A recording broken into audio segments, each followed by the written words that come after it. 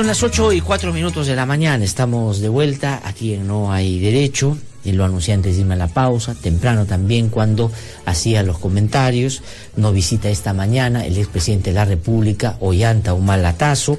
Él ha tenido la gentileza de venir esta mañana para poder conversar de diferentes temas, como no, de su propia situación, no solo en términos políticos, también, digamos, en todos sus vaivenes judiciales. Pero también vamos a aprovechar para repasar algunos eventos políticos, sociales y económicos que están sucediendo en nuestro país de manera simultánea, donde por el cargo tan importante que ocupó el presidente de la República, su opinión sin duda va a ser importante. Señor presidente, qué gusto saludarlo, buenos días. Gracias por haber venido a conversar con nosotros. Buenos días, Glatzer, ¿cómo estás? No lo veo desde el año 2011. O sea, ¿no ves la televisión? No tuve la posibilidad de poder entrevistarlo durante los 5 años que fue presidente de la República. Sí lo hice cuando fue candidato más de una Llevaré esa carga durante el resto de mi vida. No, pero lo que quiero decir es, bueno, vale la oportunidad entonces para poder... No, pero en todo caso, disculpas por no haber dado más declaraciones de prensa. En realidad creo que ese es uno de mis... de las cosas que han sucedido en el gobierno. No he dado muchas declaraciones y tal vez... ¿Y siente que fue un error eso? ¿Que debió tener una práctica mucho más de cara a informar y a, inclusive, por supuesto, porque hay que polemizar también con los medios en algunos temas? Bueno, yo creo que no se trata de polemizar con los medios. No, digamos, polemizar a través de los medios sobre temas que el gobierno quería defender en ese momento, por supuesto. Yo creo que 5 años para gobernar el país es insuficiente, pero es el mandato y eso es lo que hemos respetado. Y hemos tratado en todo momento de salir directamente. Si tú puedes recordar, con toda seguridad ha sido el presidente que más ha viajado al interior del país, inclusive más que en la década de los 90, el primer gobierno de Fujimori. Pues bueno, Fujimori gobernó 10 años y medio, yo he gobernado 5 años. Pero prácticamente todos los días estaba saliendo directamente en eventos. Lo que pasa es que mi forma de comunicar fue tratar de ser directamente en actividades, y la prensa se colgaba de las actividades, asistía a las actividades y después respondía a las preguntas. Esa fue la metodología que empleé, y muy pocas veces di entrevistas, ¿no? Eso ha sido un estilo que puede ser criticable, pero de todas maneras era un tema cara a cara con la gente. De acuerdo, no es el tema principal, hay varios otros a los cuales quisiera preguntarle. Vamos a tener un espacio suficiente también para hablar de algunos otros casos, pero quisiera comenzar repasando algunos eventos políticos que no solo son coyunturales, lamentablemente. En este momento estamos, desde ayer, ya con la vigencia de una ley, que es una ley que Víctor García Toma, que acaba de estar acá, que ha sido presidente del Tribunal Constitucional, dice claramente es inconstitucional. Y es esta llamada ley Mordaza, o ley Mulder, por quien ha sido uno de los principales promotores, que lo que hace es impedir la publicidad en medios privados, bajo la lógica de que el Estado tiene medios públicos y por lo tanto, digamos, desde ahí debería comunicar a los ciudadanos todo lo que hace o quiere hacer. ¿Cuál es su opinión sobre eso? ¿Es un asunto menor? ¿Es un asunto sustantivo? ¿Afecta a la libertad de expresión? ¿Puede o no impedir que el propio gobierno haga bien las cosas? Bueno, en principio, la primera opinión que puedo dar es es la gestión de gobierno. Durante mi gobierno, no es que la prensa haya gobernado en nuestro gobierno. Creo que lo que hemos hecho nosotros es más bien un mensaje y acciones claras de respeto a la libertad de expresión. Y eso no quiere decir que la prensa ocupe un lugar más allá de ser un espacio de comunicación. Yo creo que la muestra más clara es que inclusive leyes que dieron en el Congreso que atentaban contra la libertad de expresión, nosotros la observamos. Recuerdo que en el PPC salió una ley para impedir a los periodistas publicar ciertos documentos, ¿no? Me acuerdo. Yo lo observé porque no me parece correcto. Yo creo que el gobernante, el funcionario público, tiene que vivir en un ambiente de fiscalización permanente de la prensa, porque es mejor eso a vivir sin libertad de expresión. Entonces, yo claramente veo ahí una serie de acciones propias de un gobierno autoritario desde el legislativo. O sea, yo esto no lo veo ya. Lo que estoy viendo es, en todo caso, que se puede hacer una dictadura o un gobierno autoritario desde el legislativo. Lo que hemos conocido nosotros es siempre desde el ejecutivo. Ahora, ¿es un condicional o siente usted que ya está pasando? Porque El antecedente a esta decisión en el Congreso fue una clara amenaza de Luis Galarreta a la prensa, que le dijo, ya se viene la ley Memelá. O sea, digamos, él ya tenía la convicción de sacarlo adelante. ¿Cree que eso que usted dice está pasando o estamos todavía en un momento en el que se puede evitar, que se esté gobernando desde el Congreso? No, se puede evitar.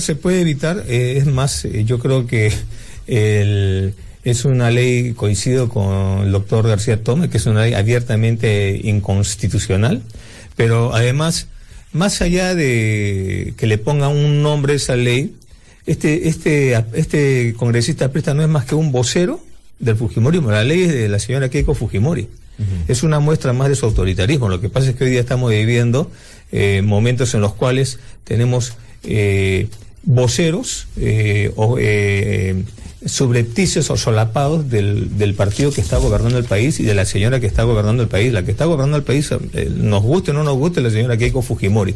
Está tratando, como ella lo dijo, de imponer su plan de gobierno desde el legislativo.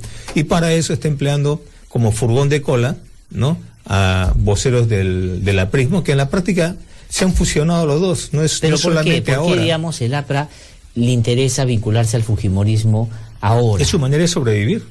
Está visto de que ellos perdieron, si no les aplican la ley antigua, hoy día estarían igual que Toledo, sin partido y sin inscripción. Sin inscripción, perdían la inscripción y perdían la bancada. O sea, no tendrían participación en el Congreso. Porque la ley vigente electoral, García no pasó la valla, sacó 5.7 y la valla que él tenía era 7%. Entonces, al aplicarle la ley antigua... Esto hay que explicarle, porque él tuvo alianza con 2 partidos políticos y que tiene que tomarse un punto por cada partido. Él fue con el PPC y con Vamos Perú. Por lo tanto, tenía que aplicarse 7. Así es. Eso es lo que pasó, lo has explicado bien, pero a ellos, sin embargo, les aplicaron la ley antigua que ya había sido derogada, que antiguamente decían que la valla era 5%. Es de esa manera, con ese favor que se le hace, que hoy día este partido tiene una mini bancada y han mantenido la inscripción. Si no, también perdían la inscripción, hubieran estado igualito que Perú Posible. Entonces, la manera de sobrevivir de ellos es de fungir de voceros del fujimorismo. Y ya esto lo hemos vivido desde la época de Toledo. Durante mi gobierno yo he sido un testigo de excepción de cómo se fusionaron esas 2 bancadas y jugaban en pared, haciendo la oposición al gobierno. O sea que el aprofujimorismo no es algo nuevo. Lo que pasa es que da la impresión que algunos opinólogos recién se están dando cuenta y creen de que el fujimorismo se democratizó. ¿Y usted cree que no hubo ningún intento siquiera? O sea, que el fujimorismo echa mano de eso que pasó en los 90 porque naturalmente es así, o digamos creyó en algún momento que podría cambiar o que tiene posibilidades de ser otro.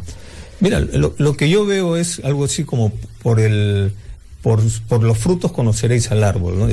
Yo lo que veo es una serie de normas que se van dando, como por ejemplo el tema de la designación de los contralores en los diferentes organismos del Estado, donde el Congreso es una excepción. ¿Quién maneja el Congreso? Lo maneja pues el fujimorismo, donde vemos este cuerpo de seguridad y los comandos fujimoristas que se van formando con fujimoristas contratados por el Congreso, rentados por el Congreso, y de esa manera están sacándole la vuelta a la democracia. O sea, están utilizando perversamente los recursos públicos para hacer llevar adelante sus planes hacia adelante, ¿no? Ahora, pero eso que lo hagan con su plata. Pero para que eso suceda, o sea, decir, para que ellos gobiernen sin haber sido elegidos para ello a través del Congreso de la República, no debemos dejar de ver al actor principal del Ejecutivo, que es el presidente de la República. Porque el gobierno, el presidente tiene que haber estado de acuerdo con esa lógica. ¿Cómo ve al presidente de la República en medio de esa descripción que usted ha hecho sobre el Ejecutivo, sobre el Congreso? Déjame más o menos tratar de darle una mirada al marco, y de ahí vamos a temas puntuales. Yo creo que el problema en el Perú hoy día es una inestabilidad política y económica. Económica te puedes dar cuenta porque ya en menos de 2 años ya hay 5 ministros de Economía, ¿no? Pareciera ministros del Interior más bien. Y este desequilibrio y que genera inestabilidad política y económica se debe a que sencillamente ha sucedido algo que muy pocas veces pasa, ¿no?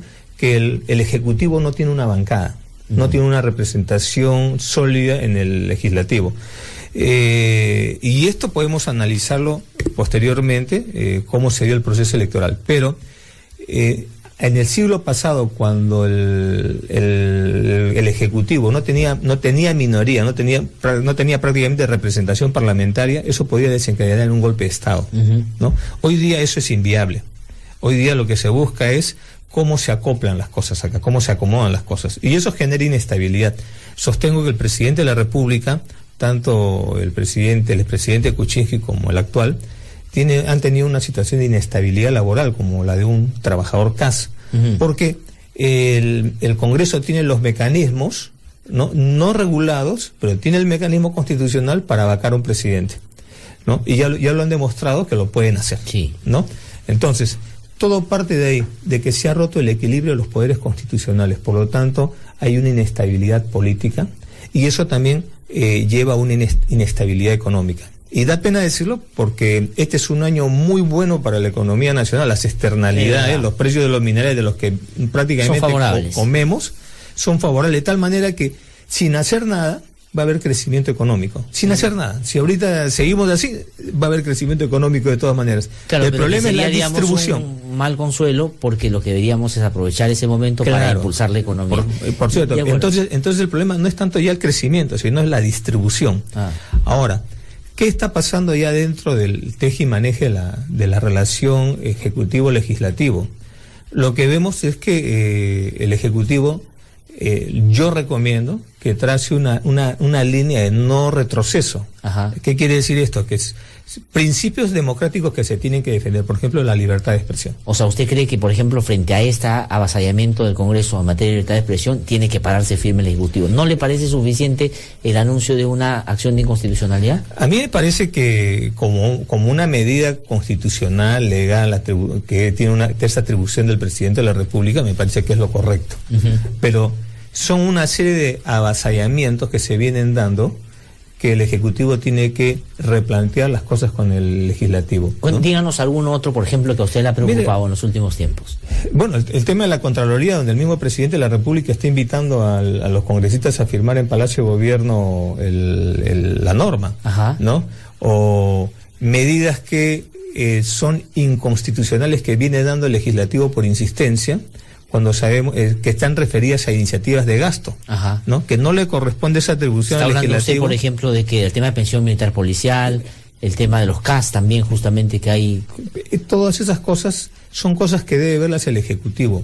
Por ejemplo, nosotros hicimos una reforma, si estás hablando del tema de pensión militar, hicimos una reforma que en ese momento la plata solo alcanzaba hasta donde llegamos. Hoy día nosotros dejamos una economía sólida, donde el Ejecutivo lo que tenía que hacer era extender a los retirados el beneficio de actividad, ¿no? Pero no que el Legislativo le haga, porque hay las funciones de los poderes constitucionales están bien claras en la Constitución, y no debe haber ese cruce de la línea, y eso ha permitido el Ejecutivo desde el inicio. Claro, eso ya con Kuczynski antes. Y actualmente también. Y actualmente también, porque claro, el Congreso no tiene iniciativa de gasto y no puede decir al Ejecutivo, haz esto de esta manera sabiendo que eso va a costar mucha plata. Entonces en la práctica lo está haciendo. Lo otro que debe preocuparnos, por ejemplo, es el presupuesto general de la República. Algo que el Ejecutivo debe mantener es, por lo menos, el control de la Comisión de Presupuesto, la presidencia de la Comisión de Presupuesto. Y no tiene ni la presidencia de la Comisión de Presupuesto, claro, ni mucho menos la mesa directiva, ¿no? Entonces, esta es la segunda fase de un gobierno. No es un gobierno nuevo, es un gobierno que ya empezó y empezó mal, ¿no? ¿Y cree que está continuando mal? Porque por lo que usted dice, señor presidente, daría la impresión de que el presidente Vizcarra no ha como cambiado de rumbo, que está siguiendo inicialmente muchas cosas sobre lo fundamental, digo, porque sí se ve que es un presidente que está viajando, que está haciendo cosas de naturaleza, a diferencia de lo que hacía Kuczynski, pero que en lo fundamental no está marcando bien la cancha de defensa de su propio fuero. Yo creo que el presidente no tiene ya mucho tiempo, pero tiene que ya terminar de asentarse en el cargo y liderar el Consejo de Ministros. Un error que tuvo el presidente Kuczynski fue que no lideró el Consejo de Ministros, no lideró el Ejecutivo, lo administró y lo administró mal. Yo creo que el presidente Vizcarra tiene la oportunidad, una persona joven, dinámica, está viajando y tiene la oportunidad de convertirse en un líder del Ejecutivo, replantear el respeto mutuo de los poderes del Estado con la señora Fujimori, que es la dueña del Congreso prácticamente, y con Kuczynski era ya también la mandamás en el Ejecutivo, y replantear las cosas. Y si no puede haber un respeto mutuo, bueno, el presidente podría renunciar también, porque para pasar de manera intrascendente en la historia, en este periodo de gobierno, que es un gobierno en el cual va a encarar el bicentenario, no valdría la pena si no va a avanzar. Y tiene que ser realista el presidente Vizcarra. Como ya lo he dicho, ¿tiene tiempo él para hacer alguna reforma? Yo creo que no tiene tiempo. Las reformas que se hacen son básicamente en el primer y segundo año. Ya estamos terminando el segundo año y no tiene mayoría para defender las reformas. ¿Qué cosa puede hacer tiene tiempo él para hacer alguna obra emblemática de la gestión de gobierno, donde él ponga la primera piedra y termine con la última piedra, o sea, hacer una obra que él inicie y termine. Tampoco tiene tiempo, ¿no? Ya, pero entonces no sé a dónde apunta lo que él debiera hacer, lo que él debiera hacer es como el viejo adagio que todos cumplimos, que es lo bueno debe continuar. Las cosas buenas que yo encontré de la gestión anterior a mi gobierno, las he continuado y las he mejorado. Por ejemplo, el Colegio Presidente de la República, que me parece una buena obra, pero yo le he mejorado y le he expandido en el país con los colegios de alto rendimiento. Nosotros le hemos dejado a esta gestión de gobierno una economía sólida, una Fuerza Armada reequipada, modernizada, que es la que se lució en el Niño Costero. Les hemos dejado proyectos emblemáticos como la línea 2 del metro, el gasoducto surperuano, la refinería de Talara, la longitudinal de la sierra, el avance de la carretera Tacna-Colpa La Paz, los CITES, estos centros de innovación tecnológicos que se deben construir en todo el país, los desembarcaderos para pesca artesanal. Les hemos dejado el Museo Nacional que está frente a Pachacamac, el MUNA. Entonces hay obras que si él se apura puede terminarlas y presentar una gestión balanceada. Pero no podría ser, desde una lógica o de una perspectiva histórica, más bien la recomendación a que el presidente Vizcarra se perciba como un presidente de transición por el tiempo y por la coyuntura y por los apremios que hoy día está viviendo. No es transición de qué. O sea, por lo que decía, pues es un gobierno que tiene dos fases. La primera fase fracasó. ¿Y fracasó por qué? Porque el presidente Kuczynski no quiso ponerse bien la faja presidencial y enfrentar a un legislativo abrumadoramente mayor. Él debió haber tenido, bueno, ahora, con todo respeto se lo digo, ¿no? Él debió haber, en esas reuniones que tuvo con la señora Fujimori, debió haber peleado la presidencia de la Comisión de Presupuesto y la presidencia del Congreso, la mesa directiva, que tradicionalmente la debe tener el Ejecutivo por un tema de democracia, pero buenos digamos, gestos políticos. A la afirmación de si no va a poder en estos 3 años hacer algo significativo y marcar la cancha, como usted dice, usted ha dicho, debería inclusive ver la posibilidad de renunciar. Quisiera preguntarle, para seguir en ese razonamiento, otro elemento que no ha mencionado, pero a ver si a usted le parece importante. El tema del recorte de las facultades del Ejecutivo en torno a la cuestión de confianza y a los asuntos vinculados del equilibrio de poder, es decir, que el Ejecutivo tenga la posibilidad de, cuando hay un Congreso que obstruye, que no lo deja trabajar, 2 veces con censura de su primer ministro puede cerrar el Congreso de la República. Esa atribución también se hasta eso, no, es que el Congreso está desatado. Ya, por eso le digo, pero ¿eso le parece a usted fundamental? Porque usted aplicó eso, digamos, cuando le censuraron a Ana Jara y puso a Pedro Cateriano después, ¿no es cierto? Pero con la posibilidad de que pudieran sacar a Cateriano inclusive, y no lo sacaron. Pero mi pregunta es concreta en relación a eso. ¿Por qué siente que el presidente Vizcarra, por ejemplo, con eso que es fundamental y le podría ayudar a equilibrar las cosas, no ha peleado tanto? ¿Cuál es su lectura? Bueno, yo lo que veo es que cuando se inició el gobierno, el presidente Kuczynski tuvo la oportunidad de marcar esa cancha que tú dices, ¿no? Cuando le censuraron al ministro Saavedra y después se la jugó por la siguiente ministra de Educación. Entonces pudo haber hecho eso, pero no lo hizo. Mientras más tiempo pasa, es más difícil, porque hoy día ya no estamos hablando de un presidente que tiene más del 50% de aceptación, sino estamos hablando de un presidente que tiene de repente ni 40% de aceptación, ¿no?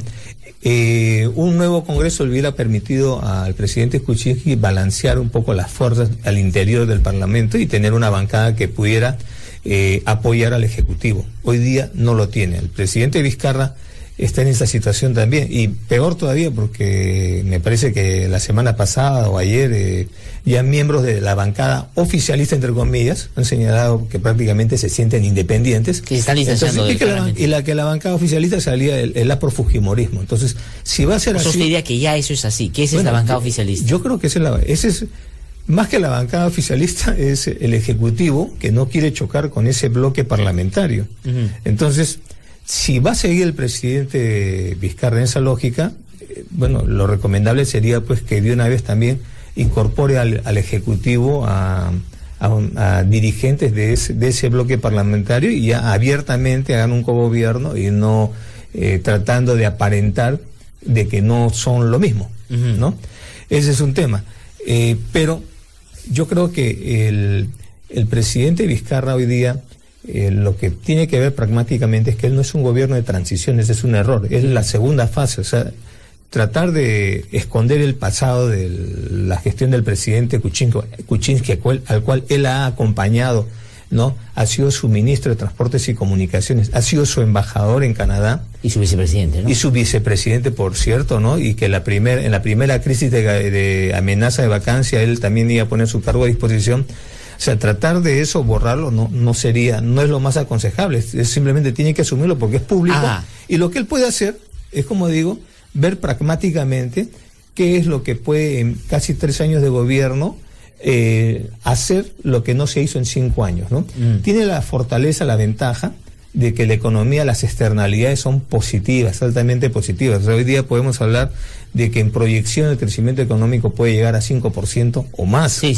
Cuando en mi gestión de gobierno yo asumí los vientos en contra, se caían los precios de los minerales y sobre eso, aún mientras que América Latina dejó de reducir pobreza y más bien crecer la pobreza, nosotros seguimos reduciendo. Entonces, para terminar la idea es, tiene esa ventaja, tiene esa fortaleza, tiene un ministro de Economía que debiera concluir su mandato, no debe ser cambiado, es un ministro que considero yo que es un profesional de primera, y por lo tanto, lo que tiene que ver es una responsabilidad en la caja fiscal, y no se trata solamente de distribuir plata a las regiones. Si no hay un control sobre esa plata, a fin de año la van a estar devolviendo. No se trata, como se hizo en los 2 primeros años de gobierno, maquillar cifras de tal manera de aparentar que había una ejecución presupuestal importante cuando no la había. Es decir, si un ministerio tiene, por ejemplo, Transportes y Comunicaciones, hoy día debe tener 14.000 millones de soles de presupuesto. Normalmente Transportes y Comunicaciones tiene una ejecución presupuestal de 95, 96%, así la dejamos nosotros. Pero en el primer año del presidente Kuczynski, Transportes y Comunicaciones estaba en 70%, 60% de ejecución. ¿Qué hacen? Le quitan 2.000 millones, entonces porcentualmente sube, ¿no? O sea, es maquillar. Eso no se debe permitir, ¿no? Y lo otro que tiene que tener es un control, ahora que se viene el canon minero, sobre el buen uso del canon minero, que es lo que ha pervertido a muchos gobiernos regionales y que hace mucha corrupción también, ¿no? Pero quería preguntarle ahí lo que puede terminar siendo una paradoja. El gobierno de Kuczynski se inauguró, yo no diría haciendo desde el comienzo afirmaciones severas contra el gobierno que usted presidió, sino más bien diciendo vamos a continuar lo bueno y, digamos, criticando algunas cosas concretamente, pero una exigencia muy concreta desde el fujimorismo que llevó a que algunos funcionarios de ese gobierno, entre ellos el ministro de Economía Torne, a decir, bueno, pasaba tal o cual cosa en ese gobierno, nos han dejado un desastre. Pero resulta que ha pasado el tiempo y el ministro de Economía que han nombrado ahora fue viceministro en la época de que usted era presidente. ¿Cómo entender eso? Si dejaron tan mal la economía y las cosas no funcionaban bien, que hayan en un momento difícil que he llamado a una persona con esas características. Muy sencillo, y todo esto está felizmente en imágenes, ¿no? Es un presidente que cuando conversamos para la transición, el cambio de mando, me tiene interés en 3 ministros de mi gestión de gobierno. Y yo le digo, utiliza todo lo que quieras, cartas abiertas. O sea, Kuczynski le dijo que de su gabinete hay 3 que quisiera él tener en su grupo. Saavedra claramente que se quedó, claro, el ministro de Educación. Claro. ¿Quién más? Pero él quería, por ejemplo, el MIDIS, ¿no? Que es un ministerio que hemos creado nosotros. ¿Que fue quién, la última ministra? Paola Bustamante. ¿No? O sea, él quería que se quedara Paola Bustamante. Claro, él quería 3 ministros de nuestra gestión. Educación, MIDIS, produce. Estaba ahí Piero Ghezzi, ¿no? pero la oposición fujimorista lo hizo retroceder. O sea, lo vetó. Claro, antes de ser presidente ya le puso la presión, la marca, ¿no? Y él cedió.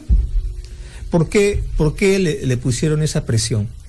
Porque para el fujimorismo y para el APRA fujimorismo, ¿no? Validar la permanencia de ministros de Estado de la gestión del presidente Humala, del Partido Nacionalista, era como darle un cheque de un visto bueno a una buena gestión. Ajá. ¿No? Era validar una buena gestión.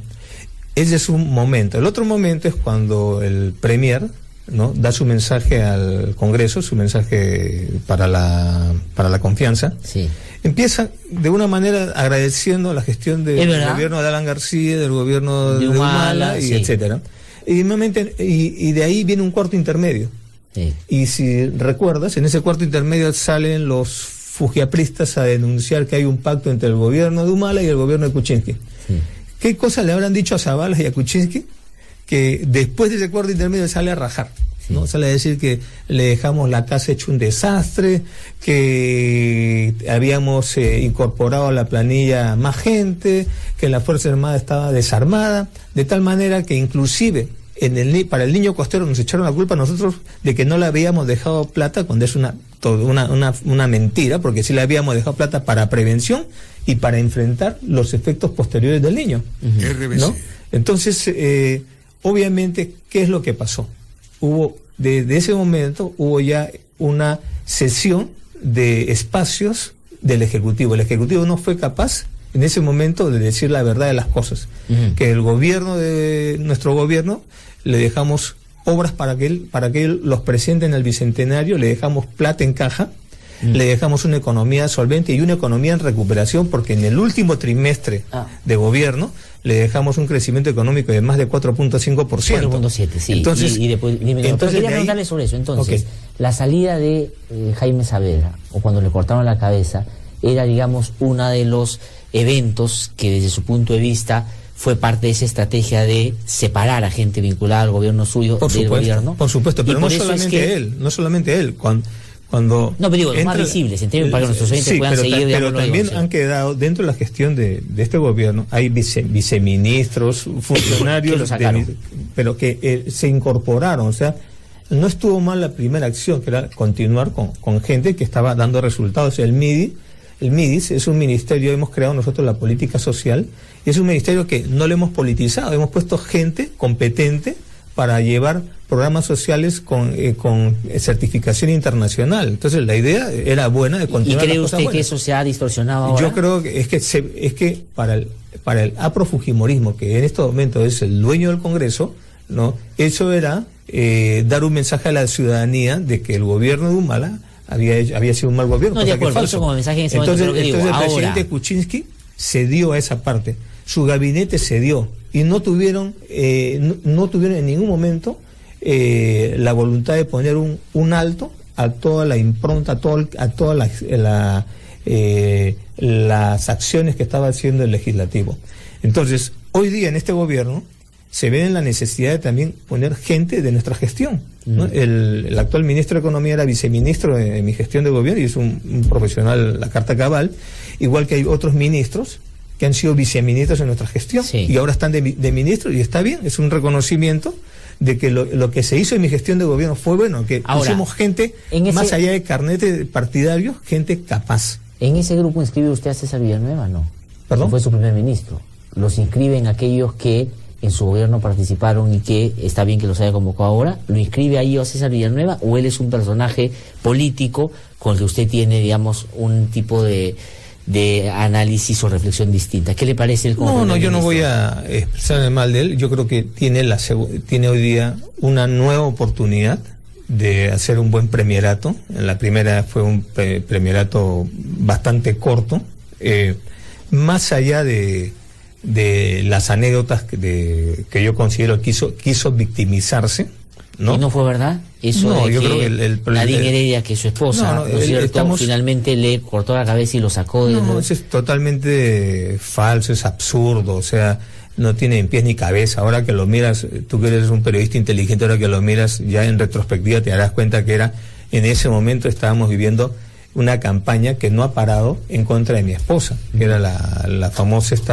reelección conyugal, que García, que era el vocero de los poderes económicos, le dieron la tarea de que él se ponga a vociferar eso, ¿no? Era una campaña dura contra ella.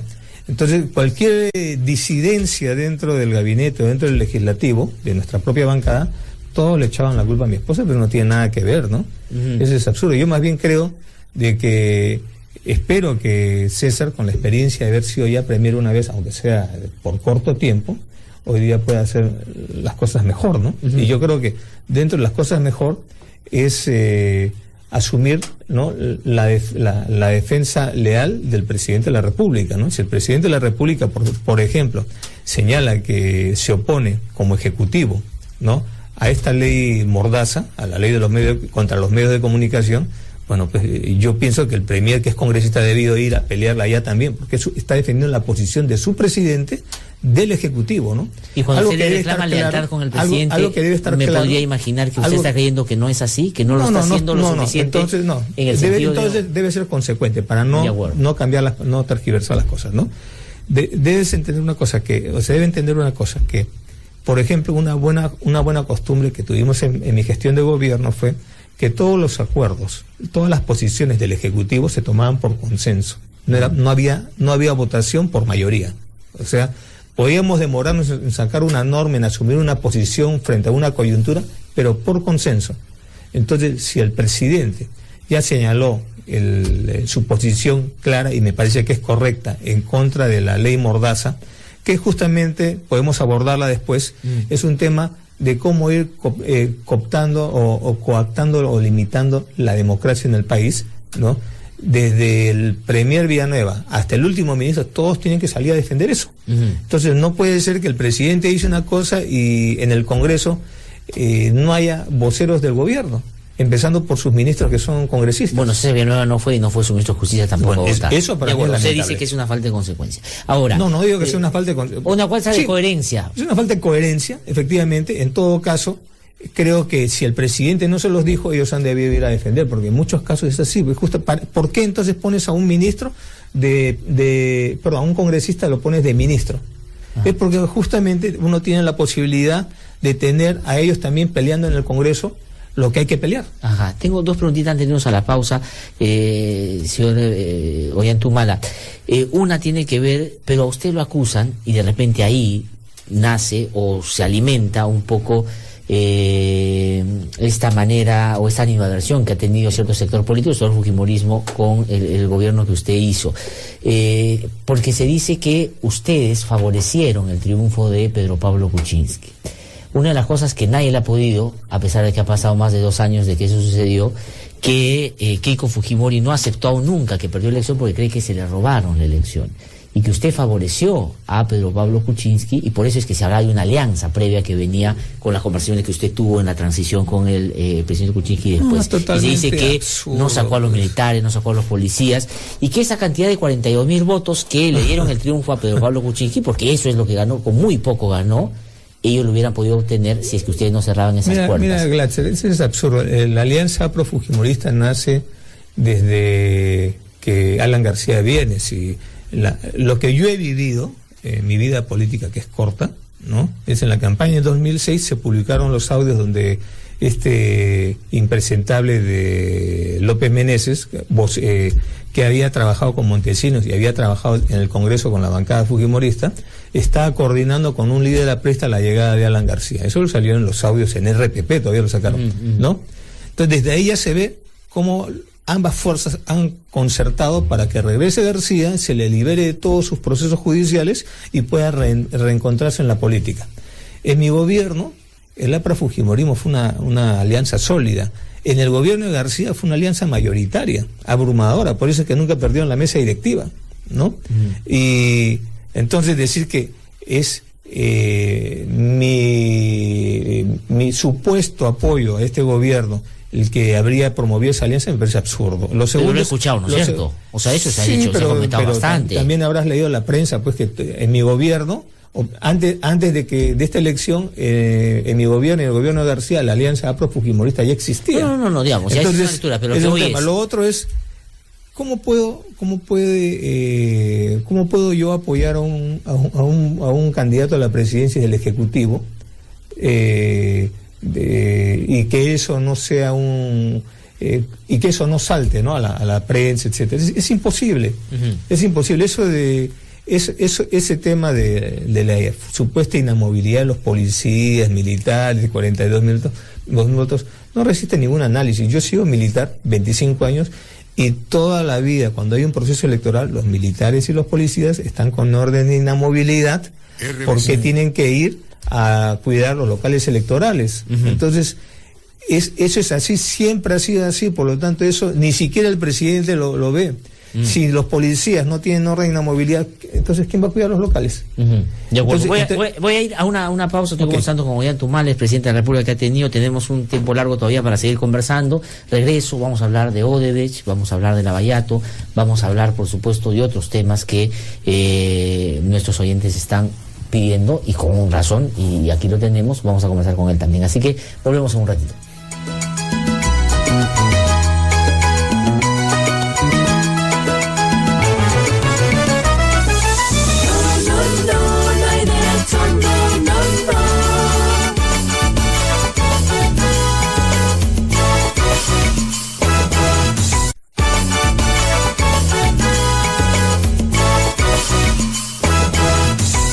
Estamos de vuelta aquí en No Hay Derecho, son las 8:42 de la mañana. Está esta mañana aquí en nuestros estudios conversando con nosotros Ollanta Humala Tazo, presidente de la República, expresidente de la República. Estamos hablando de varios temas, estamos repasando la coyuntura, estamos repasando algunos temas de fondo, ya hemos hablado sobre esto. Quería unas preguntitas cortas en torno a lo que ya veníamos conversando y a ver si es de la idea de que se pueden hacer desde el Ejecutivo en esta lógica que usted ha planteado, que el presidente Vizcarra debe reposicionarse, pararse bien, para decir en términos más coloquiales, frente al avasallamiento de una bancada en el Congreso de la República, que tiene una agenda muy concreta, por supuesto. Uno, dicen nuestros oyentes, si es que considera que el Estado peruano, porque es legítimo hacerlo, debería pedir una opinión consultiva a la Corte Interamericana en el caso de la ley llamada Mulder, porque eso podría resolverse en términos más cortos que el propio acción de inconstitucionalidad. Pregunta a la gente. A ver, primero, yo considero que la ley es de la señora Keiko Fujimori, no es de este furgón de cola, de este congresista presta que hace de vocero del fujimorismo. Entonces, eso es primero, que la primera idea, hay que tener en cuenta que acá está cogobernando el fujimorismo y el APRA, en este caso un APRA reducido, y que, como ya he explicado cómo han llegado al Congreso, está pegado ahí, ¿no? Entonces, la señora Fujimori los emplea a ellos para poner este tipo de leyes y tratar de solaparse o no quemarse ella, pero en realidad es tan abusiva e inconstitucional esta ley que si ella pensó que con eso iba a golpear a los grandes medios de comunicación que hoy día no le revientan cohetes, se equivocó, porque los grandes medios de comunicación tienen otros mecanismos de financiamiento, como es los servicios a empresas privadas. Pero los medios chicos, ¿no?, particularmente los del interior del país, esos son los que pueden colapsar. Entonces yo creo que todo mecanismo legal, constitucional, es válido para demostrar que la democracia también se puede defender. No, pero es en concreto pedir a la Corte Interamericana que pueda dar una opinión consultiva. Para eso primero hay que agotar las instancias nacionales. No, la instancia nacional es el Tribunal Constitucional. La opinión consultiva no. O sea, tú puedes en cualquier momento decir, porque no es un procedimiento nuevo, pero en fin, considera que hay que hacer acciones en el ámbito interno. Yo creo que primero es al Tribunal Constitucional, porque la comisión no tiene un fallo mandatorio, es la Corte, y para llegar a la Corte tiene que pasar por la comisión todavía. Entonces, yo creo que lo correcto es que el presidente, como ha dicho, va a ir al Tribunal Constitucional y debe hacerlo con un gesto público. Debe ir, el primer ministro debe ir personalmente a llevar la acción de inconstitucionalidad. Es una sugerencia, ¿no? Se me acaba usted como un gesto político. Como un gesto político. El presidente de la República con su primer ministro, los dos siendo el premier o el ministro de Justicia, en todo caso, ¿no? No es necesario que el presidente vaya. Pero, insisto, ¿no? Acá lo que estamos viviendo es lo que no creíamos, ¿no?, que pueden haber gobiernos autoritarios o dictaduras desde el Parlamento, eso lo estamos viviendo hoy día, ¿no? De tal manera que hay una inestabilidad política que asumo o sugiero al Ejecutivo que debe poner una raya de no negociación y centrarse pragmáticamente las grandes obras que se le ha venido dejando y que podrían concluir algunas de ellas si se centraran en eso. Lo otro es buscar, ¿no?, una conversación de mutuo respeto con el legislativo y hacer todo el esfuerzo para conseguir la presidencia de la Comisión de Presupuesto, ¿no?, que es justamente el presupuesto de la República, es la propuesta política del Ejecutivo, no del Legislativo. De acuerdo. Y hoy día es el Legislativo el que está haciendo y deshaciendo el presupuesto general de la República. Ajá. El indulto de Alberto Fujimori, ¿le pareció que estaba bien dado, que correspondía, que era lo que había que hacer? Y ahora que se ha abierto la discusión por mandato de la Corte Interamericana también, ¿qué cosa debería pasar desde ese punto de vista? Ahí hay varios temas, ¿no? El primero es que yo creo que en democracia todo debe hacerse con el debido proceso. En mi gestión de gobierno tuve 2 solicitudes de indulto a Fujimori. Y lo que hice fue hablar con los ministros y les dije, acá nos sacamos todos, nos despercudimos todos del tema ideológico, ¿no? Yo de militar hice un levantamiento contra la dictadura de Fujimori y ahora las circunstancias de la vida me ponen de jefe de Estado y con un pedido de indulto a Fujimori. Entonces lo que hice, fue el mensaje que le di a los ministros y particularmente al Premier y al ministro de Justicia. Y dejamos que el debido proceso sea el que haga el tamiz para que si se va a dar un indulto fuera con todos los dentro del marco de la ley. Lamentablemente para él, mi gobierno, la Comisión de Indultos señaló de que no era acreedor a esa gracia presidencial. O sea, no correspondía. No correspondía. En las 2 oportunidades. Por tratarse de un expresidente, ¿no? Y dio un mensaje a la nación explicando por qué no se le podía conceder el indulto. El segundo indulto ya lo presentó el propio expresidente Fujimori, ya no lo ha presentado su familia, ¿no? Y lo que hicimos fue instruir al ministro de Justicia de que, porque ya estaba yo de salida, si en el tiempo que todavía me queda de gobierno y siguiendo todos los plazos, que es toda una serie de instancias que tiene que pasar esta solicitud de indulto, nos daba el tiempo para tomar la decisión nosotros. El ministro de Justicia, por escrito, nos informó al gabinete, al Consejo de Ministros, de que en nuestra gestión ya no se iba a tomar la decisión porque por los tiempos ya no nos alcanzaba el tiempo a nosotros. Por lo tanto, cuando entregué el mando al expresidente Kuczynski, le señalé también de que había un indulto en curso, el de Fujimori. ¿Qué ¿no? le dijo Kuczynski? Bueno, ya lo que hemos visto, ¿no? Entonces, el tema acá es que yo creo que mientras haya un debido proceso, no debe temblarnos la mano. ¿Ha habido ¿no? debido proceso aquí? Yo creo que ha habido un apresuramiento. Es lo que una de las cosas que está señalando la Comisión Interamericana es que no se han cumplido todos los plazos. Ahora, eso por un lado. Por otro lado, yo señalo de que los deudos de Cantuta, Barrios Altos, ¿no? y tantos otros eventos de esta naturaleza deben tener justicia, ¿no? Pero también señalo que nadie debe morir en la cárcel. Entonces, a mí yo veo con preocupación cómo en el Ministerio Público, en el sistema de administración de justicia, recién se ponen las pilas cuando ya viene el tema, ¿no? Por ejemplo, hoy día, si el indulto no le estaría coberturando al expresidente Fujimori de temas que todavía no ha sido condenado, porque el indulto es el perdón sobre una condena. Entonces, si no tienes condena, no hay perdón. Bueno, en el caso Pativilca no se aplicó el derecho de gracia, ¿no?, que dio el presidente. Pero es que no hay condena ahí, ¿no? Pero eso también es una crítica al Ministerio Público, porque lo mismo hemos visto, por ejemplo, con los ex terroristas que han ido saliendo en libertad, ¿no? Y ¿qué es lo que hacen, no? Cuando ya está para salir, inmediatamente le harán un nuevo proceso. Y durante los 20 años que estuvo preso, o durante los 10 años que estuvo preso la persona, el Ministerio Público estuvo durmiendo. Entonces, eso me parece que no está bien y que al final todo el mundo se pasa la papa caliente, ¿no? De acuerdo, pero sobre el indulto, quería salir de eso a preguntar otros temas. ¿Alan García, cuando hicieron el cambio de mando, le sugirió indultar a Fujimori? No me sugirió. O sea, ¿o hablaron sobre eso?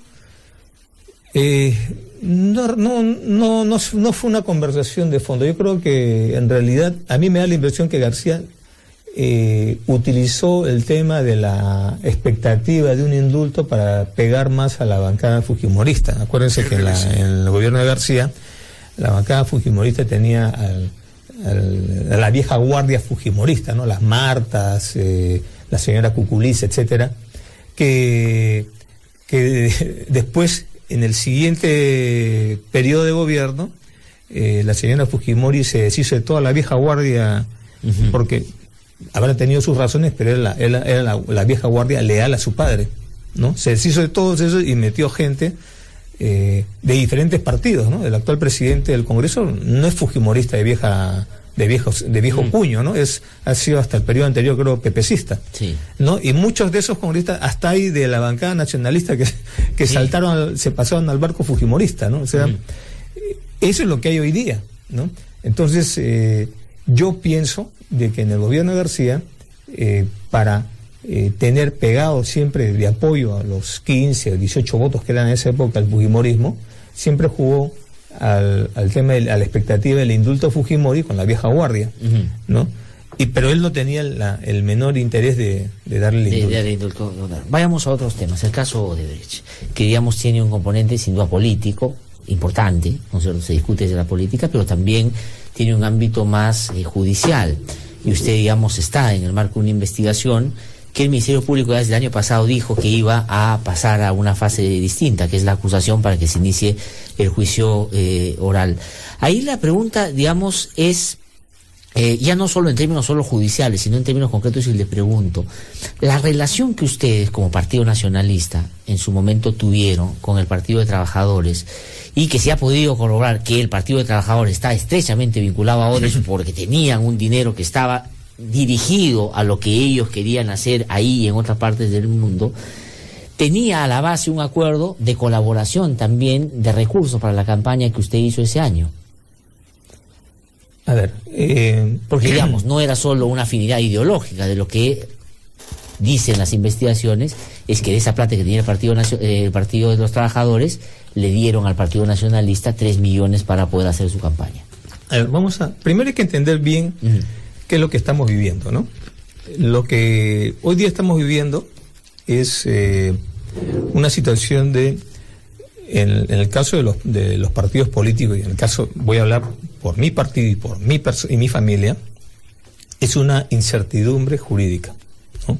Porque desde el inicio del proceso de investigación no se ha respetado el debido proceso, ¿no? El fiscal hace lo que le da la gana, el juez de primera instancia hace lo que le da la gana, ¿no?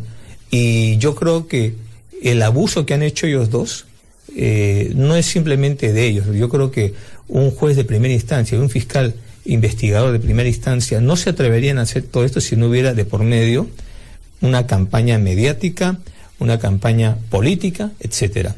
Tú, ¿diría usted que el Poder Judicial y el Ministerio Público son parte de un armatoste de persecución política? Yo creo en el Poder Judicial y creo en el Ministerio Público, pero también creo que hay dentro del Ministerio Público y dentro del Poder Judicial hay elementos en diferentes niveles que tienen una carga política, una carga ideológica. Y te lo digo claramente, en este caso el juez de primera instancia, Concepción Carhuancho, antes de ser juez, estaba candidateando con el que fue vicepresidente de Keiko Fujimori, con Guaro,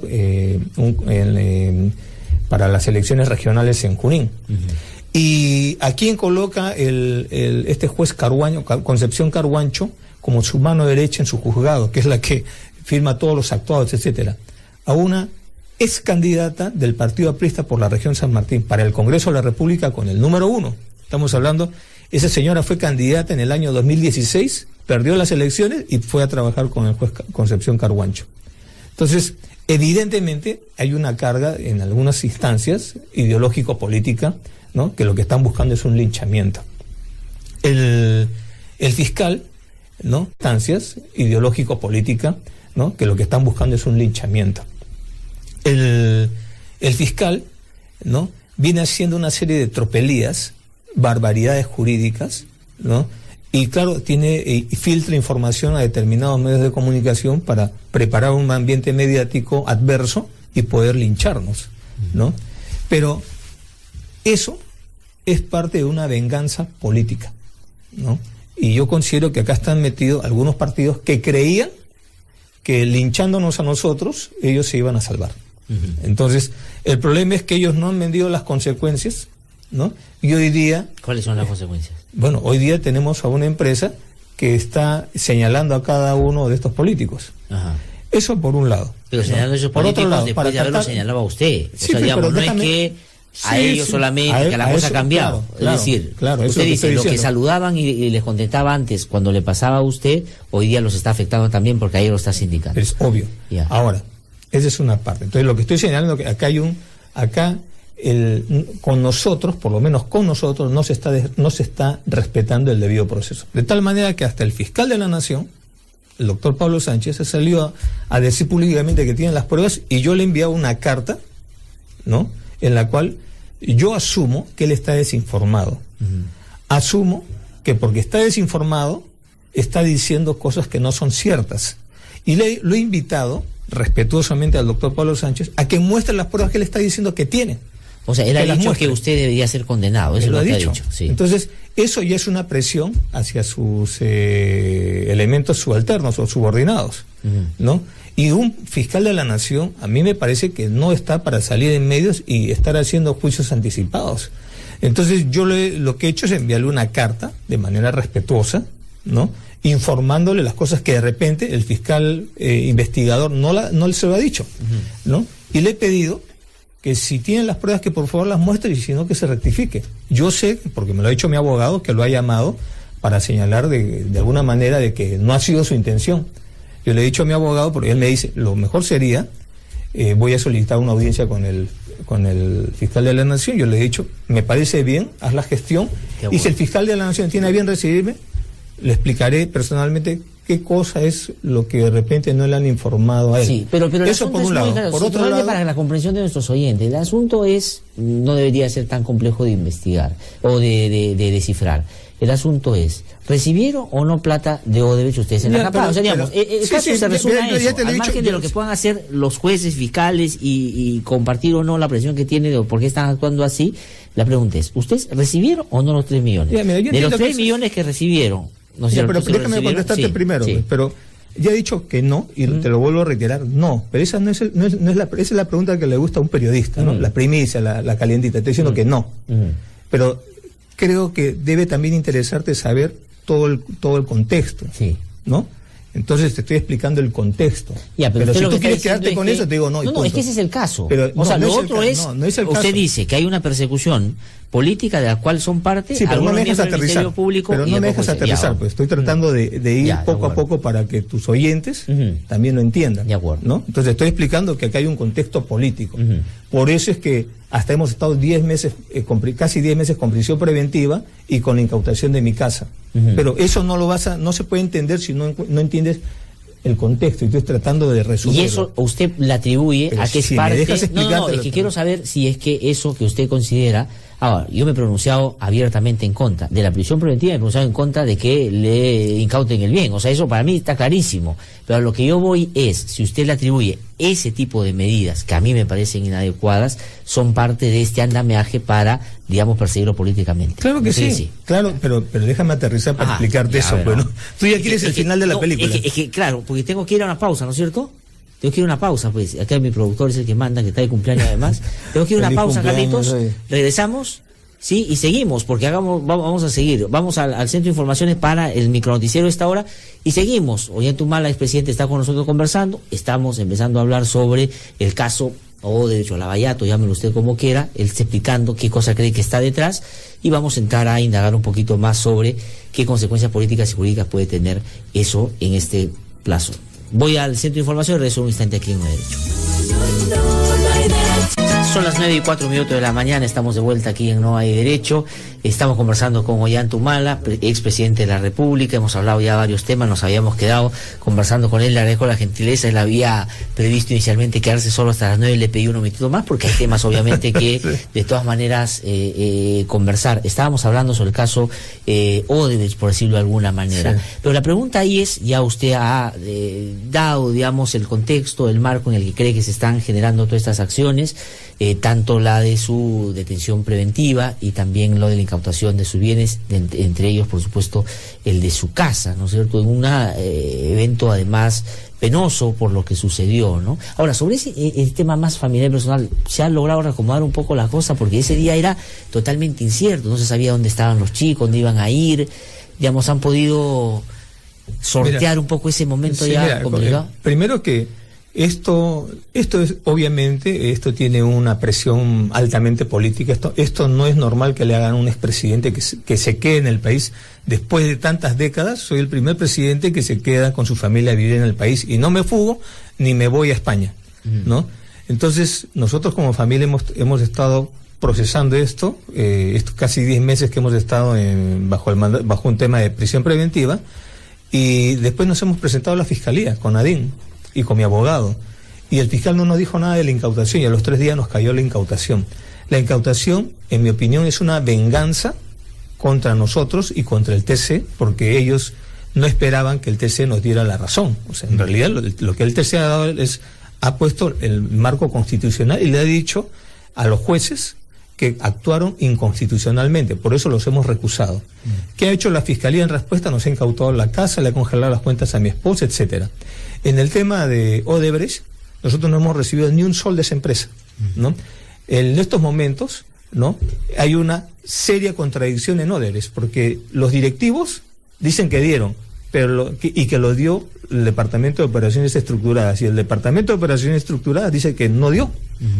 Entonces, no hay en estos momentos ni una sola prueba Ahora, pero la en contra de nosotros. Odebrecht y Barata dicen que le dieron plata. O sea, digamos, a usted, me imagino, si digamos es correcto lo que usted dice, y eso es la versión que usted está defendiendo, por cierto, ¿por qué tendrían que acusarlo? Además, con el riesgo que significa más que por qué, mentir, ¿qué ganaron? Para ellos. Más que ¿qué ganaron? ¿Qué ganaron? Todo lo que los beneficios que ha ganado el señor Barata en el Perú, lo ha ganado con nuestro caso. No lo ha ganado con el caso de Keiko Fujimori, de Alan García, de Kuczynski, de Toledo, no. Lo ha ganado con nuestro caso. Claro, pero si miente lo puede perder.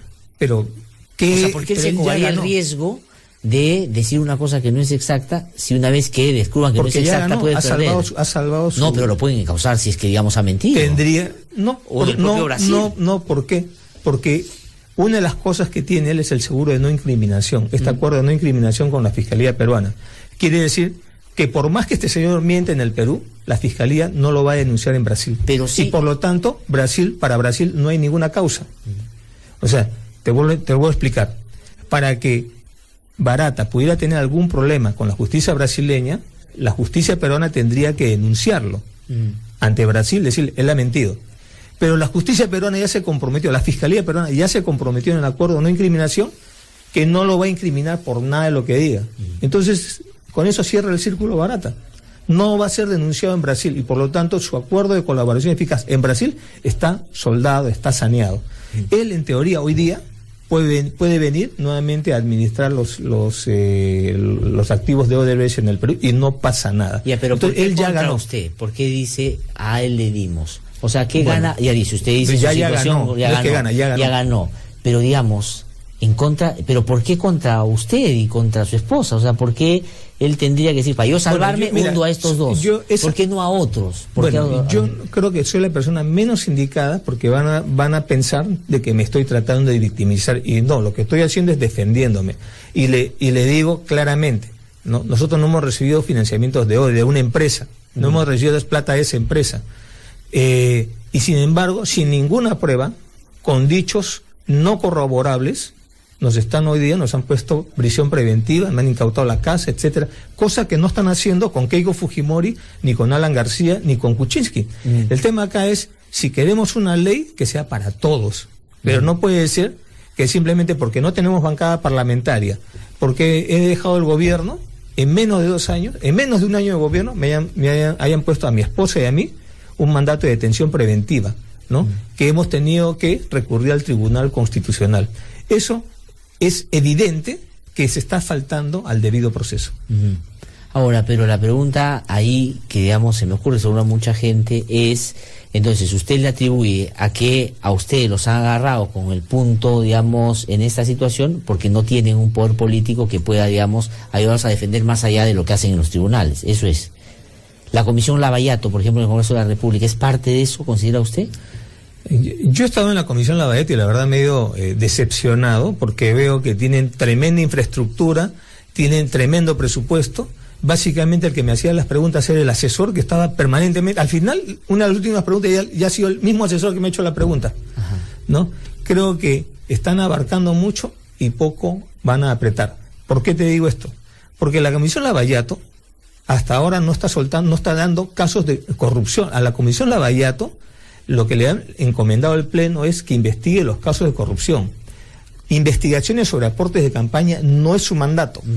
Y acá también quiero señalar. Tampoco es un delito. Y tampoco es delito. Por eso quiero si aprovechar. A alguien le dieron plata por la campaña, a mí me parece que no está mal, que está mal, que debieron declararlo, que en fin, yo no le daría plata a algunos partidos porque me parece que no, en fin, pero no es un delito. Así es. Por eso que la pregunta yo siempre le hago y le echo a sus abogados es, si le dieron plata a ustedes para la campaña, por ahí debió comenzar la defensa. No dieron, pues ya está la usamos en la campaña. Claro, pero no nos dieron, porque si nos hubieran dado, hubiéramos dicho sí, hubiéramos pagado nuestra multa. Ahora, pero si no les dieron ustedes, serían de los pocos que no les dieron, ¿ah? Porque al resto claro se que dieron. Sí. O sea, la pregunta ahí es, ¿por qué le dieron a nosotros y no a ustedes? Porque con el resto había una comunión ideológica. Ajá. Y ustedes han visto, por las mismas declaraciones del dueño de esta empresa, que con nosotros no consiguieron nada, perdieron la línea O del metro. Pero el PT tenía, digamos, una plata que le daba Odebrecht, y ustedes eran aliados del PT. Sí, pero no nos dieron. Y el mismo PT, la presidenta del PT, que hoy, el día de ayer, ha sido absuelta de sus investigaciones, ¿no? Ella envió una carta del PT rechazando lo que está diciendo este señor Odebrecht. Ajá. Entonces, Odebrecht, ¿qué dice? Que a pedido del PT nos dieron plata. Sí. El PT le ha dicho, eso es mentira. Y nosotros estamos rechazando también esa afirmación. ¿Qué gana esta empresa? Ya ganó. Ha ganado barata, recuperar toda su plata, sus más de 13 millones de dólares que tenía en el banco, los ha recuperado. Ha vendido sus propiedades, etcétera. Y podría venir a trabajar. Ha blindado jurídicamente a todos los funcionarios de Odebrecht en el Perú. O sea, ¿qué más puede ganar? ¿Y el desbalance patrimonial que ustedes tienen? Ese es otra de los actos abusivos que está haciendo el fiscal Juárez Atoche. ¿Por qué? Porque no le ha resultado, pues, él pensaba que iba a encontrar un desbalance patrimonial y no tenemos desbalance patrimonial. ¿Qué es lo que están haciendo? ¿Cómo puede haber encontrado 14 millones si no tiene? Te lo explico. Rápidamente te lo explico. ¿Cómo puede haber hecho eso? Primero, en nuestra familia señala de que tendría, entre Nadine y yo tendríamos algo cerca de 1,5 millones de desbalance, cosa que es falso. ¿Por qué? Primero, que el peritaje que le hacen a Nadine es del 2005 al 2016 y a mí del 2005 al 2011. Ajá. Y los años del 2011 al 2016, que es mi periodo presidencial. Y o sea, no cuentan su sueldo como presidente. No cuentan ni mi sueldo, o sea, mi esposa que no tenía un trabajo remunerado, le están cargando la manutención de 5 años de mi familia. Lo que están diciendo es todo lo que en esos tiempos se gastó, de dónde salió, porque no tenían ingresos. Así es. Otra cosa que... ¿Eso da 14 millones? ¿Usted ganó 14 millones? No, 14 millones ellos yo sé, porque es el de balance. El entorno de todo, el partido, familias, está mi cuñado, mi suegra, todos. Y todo eso es falso, ¿no? En segundo lugar, por ejemplo, no nos ponen un saldo inicial. Yo he venido de Francia y según ellos he venido sin plata. Tenía mi sueldo de 2 años depositado en el Perú, en el Banco de la Nación, y ellos no lo consideran. Por eso nos ponen saldo inicial del peritaje 0. O por ejemplo, ¿no? Me voy a una pollería, saco del cajero automático 50 soles, compro un pollo, almuerzo para la familia, etcétera. Para los peritos, el retiro del banco para pagar la comida es un retiro como gasto, o sea, un retiro desconocido, y el gasto que hago por el pollo lo suman. O sea, al final el almuerzo me sale 100 soles y unos 50 soles. Por poner un ejemplo burdo, ¿no? Entonces nos han duplicado todo, porque para ellos cualquier retiro del banco es salida, es un gasto. ¿Y ustedes han presentado un peritaje de parte? Hemos presentado un peritaje de parte, y lo peor, lo escandaloso, es que nos han comunicado que está el fiscal Juárez nombrando 2 contadoras de manera irregular para que hagan un nuevo peritaje que sería totalmente ilegal, inconstitucional, ¿no? De esta manera están tratando el fiscal Juárez y filtrando a la prensa, tratando de crear un ambiente de falsedad, porque no hay desbalance patrimonial. Tengo que terminar preguntándole en este caso por lo siguiente. si Barata y Odebrecht mienten, y otros, ¿por qué yo lo que haría es denunciarlos? Meterles una querella, ¿no? No solamente quiero denunciarlos a ellos, quiero denunciar a una serie de personas. Quiero denunciar a una serie de personas que han venido difamando y manchando mi honor. Pero, ¿no? No, pero pregunto por ellos, porque ellos, digamos, son la fuente original de lo que usted considera. Obviamente, pero primero quiero terminar este proceso para yo iniciar ahora la contraofensiva, ¿no? Porque esto no se debe quedar así, ¿no? Ya, pero si yo lo denuncio, hoy día esa denuncia no tendría ningún valor porque dirían que estoy atacando al testigo, etcétera. De acuerdo. El caso Madre Mía. Bueno, el caso Madre Mía es un caso... Usted está siendo investigado. No estoy siendo investigado, eso es lo paradójico. ¿Cómo no está siendo investigado? A ver, hay dos denuncias. Le explico rápidamente. Por favor, sí, tiene que ser rápido porque ya Carlito está que me... El caso es un caso que nace en la política. Cuando soy candidato a la presidencia, recién me abren el caso Madre Mía. 3 años y medio me absolvieron, ¿no? Y ahora lo que tenemos es una comisión Madre Mía que está tratando de reabrir el caso, 2 fiscalías que están investigando el caso Madre Mía, a las cuales, como yo sé mediáticamente que me están investigando, o tomo conocimiento por los medios de comunicación, entonces yo he presentado mi apersonamiento para poder defenderme, porque estas fiscalías están más de 1 año investigando el caso Madre Mía. Y me han señalado de que yo no estoy siendo investigado. Y he vuelto a reiterar el pedido, porque si voy a ser investigado, entonces necesito defenderme. Entonces estoy ahorita en una incertidumbre, porque todos sabemos mediáticamente que me están investigando a mí, pero no me permiten acceder a la investigación. Pero a estas alturas es bien difícil no creer que en ese momento, en esa época que usted era militar y era parte de las Fuerzas Armadas, se cometieron muertes y desapariciones en esa zona. Yo no estoy diciendo lo contrario. Yo y tú puedes ver en mi gobierno, no solamente hemos continuado las reparaciones colectivas, sino las reparaciones individuales, ¿no? Y hemos protegido a las víctimas de la violencia, pero no solamente a los que escaparon de las zonas de emergencia, sino sobre todo a los que se quedaron.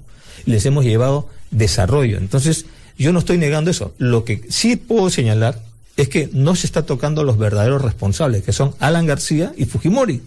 Porque Alan García hizo un manual, el ME41-7, que señala que tenía que eliminarse a todos los mandos políticos, administrativos y militares de Sendero Luminoso.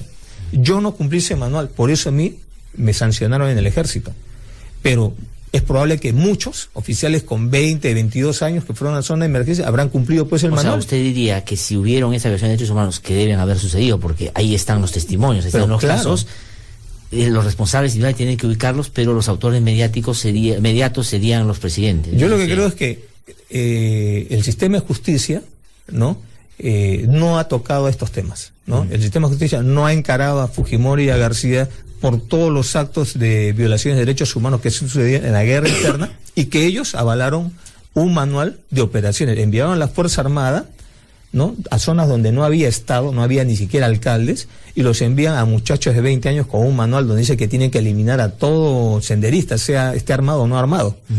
¿Qué sanción hay para ellos? ¿Qué juzgamiento? ¿Qué investigación se ha hecho sobre eso? Ninguna. Ahora, usted ha hablado de guerra interna. A quienes hablan de conflicto interno le dicen que están haciendo apología al terrorismo. Hay una campaña contra el lugar de la memoria. ¿Usted está de acuerdo con lo que se está diciendo, que es un centro de apología al terrorismo? No, esa es una barbaridad de un congresista que está siendo investigado por robo de gasolina, que va disfrazado de, parece el superagente 86, ¿no? Y quiere destruir el lugar de la memoria por consigna del fujimorismo, ¿no? Y lo que hace es más bien llevar el caso a extremos. Esto ha sido una guerra interna, ¿no? Ha sido una guerra interna cruenta, como todas las guerras internas que hay en el mundo, que merece una investigación. Ha estado la Comisión de la Verdad y Reconciliación. Yo, por si acaso, no he sido denunciado en la Comisión de la Verdad y Reconciliación. Nunca he tenido una denuncia. Por eso señalo que esto nace con mi candidatura a la presidencia. Y me he quedado me he defendido y he sido absuelto. Nuevamente están tratando de investigarme sobre casos que yo no tengo conocimiento. Yo con eso no avalo la lucha contra el terror, la lucha de las Fuerzas Armadas, porque también ha habido excesos de ambas partes. Lo que está pasando en el BRAE, quiero terminar con eso, ¿no es cierto? En el BRAE ha habido lamentablemente una emboscada, han muerto valiosos miembros de las fuerzas del orden, y después también había otros atentados que han quedado algunos heridos. Bueno, ¿Están mira, enfocando bien el problema, cree usted? No, yo creo que no lo están enfocando bien. Cuando nosotros entramos a gobierno, hicimos una estrategia que se basaba en recuperar la iniciativa, reconocer que en el Valle del Mantaro, porque el VRAE, el Valle de los Ríos Apurímac y Guiene, no considera el Mantaro, y en el Mantaro está el foco terrorista. Lo incluimos porque desde allí se habían ido al Bajo Urubamba, amenazando Machu Picchu y amenazando Camisea. Por eso creamos una gran unidad en la zona de Quillabamba. Integramos a la policía, a la inteligencia policial. ¿Por qué? Porque la principal amenaza en el BRAE es el narcotráfico, no el terrorismo. Pero el comando conjunto, para ellos la principal amenaza era el terrorismo. Por eso es que la policía es la que se incorpora al Estado Mayor Conjunto en el BRAE. Hoy día, como pasó en el Guayaga, y se le dio el mando total de las operaciones a la policía, y se derrotó a Sendero, efectivamente. En el BRAE también tendría que ser así, pero yo siento de que están yendo por un lado equivocado. Es más, estoy viendo cómo están entregando a la Fuerza Armada la tarea de la lucha contra el narcotráfico. Eso es un craso error, un grave error que va a pervertir la disciplina militar y va a crear actos de corrupción dentro del interior de las Fuerzas Armadas. Eso lo vivimos en los 90, no debe volver a repetirse. La Fuerza Armada no está preparada, no está hecha constitucionalmente para la lucha contra el narcotráfico. La última, señor Humala, se dice que Antauro Humala va a salir dentro de poco por cumplir su pena. Ojalá. Y puede ser candidato a la presidencia y puede ganar. Ojalá, en términos humanos, ¿no es cierto? Usted es su hermano. Claro es mi hermano. Yo desde el año 2005, hace 13 años que no hablo con él, no lo veo a él, no comparto su ideología, pero me une un lazo de sangre, y me duele la situación que está viviendo porque creo que es injusta. Creo que se han ensañado con él, lo ponen a él de coautor en el andahuaylazo, pero no dicen quién es el autor, y prácticamente todos están ya en libertad, menos él. Eso ya me parece también un abuso. ¿Pero qué piensa del futuro político que algunos advierten que puede pasar? No lo sé, yo pienso de que lo primero que él debe concentrarse es en obtener su libertad y recomponer su familia. ¿Y usted está curado en salud de la política ya, no? Yo voy a continuar en política, tengo un partido, hoy día mis prioridades son recomponer, fortalecer mi familia, fortalecer internamente el partido y defenderme judicialmente. Oyente Humala está con nosotros. Muchísimas gracias por a ustedes, haber muchas gracias con nosotros. Tengo que ir al centro de informaciones para la información de esta hora y después regreso con la parte cultural que ya viene un ratito a vuelo.